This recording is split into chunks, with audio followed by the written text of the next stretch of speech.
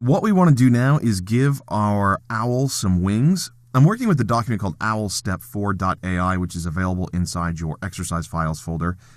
The first thing that we need to do is come over and choose the pen tool. Now with the pen tool, you want to choose a darker fill color. And I want you to come over to the point of where his head meets his body. Then you can click. I'm going to come over here to the left a little bit. I'm going to click and drag down to give his wing a little bit of an arc.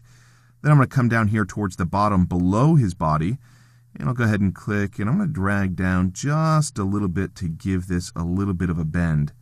Then we want to change this to an anchor point instead of a smooth point. So if you mouse over that point with the pen tool, you'll notice there's a little angle that appears next to your cursor. If you click, you'll convert that.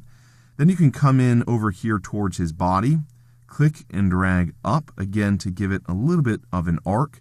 Then you can come back to the beginning, click and drag ever so slightly again to continue that arc. And so now the first wing is complete. If you want to make any modifications to it, you can. I'm pretty happy with this.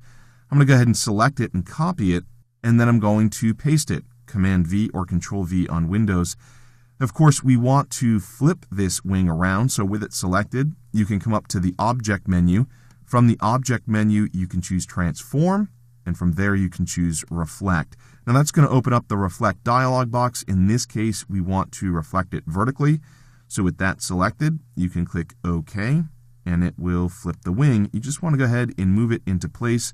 Smart guides should help you do that, but if not, you just want to make sure that this point up here towards the top meets where his head and body meets.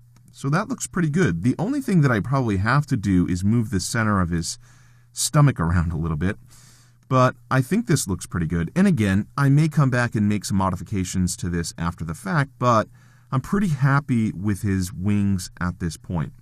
What we need to do next is give the owl some feet, and we're going to do that in the next movie.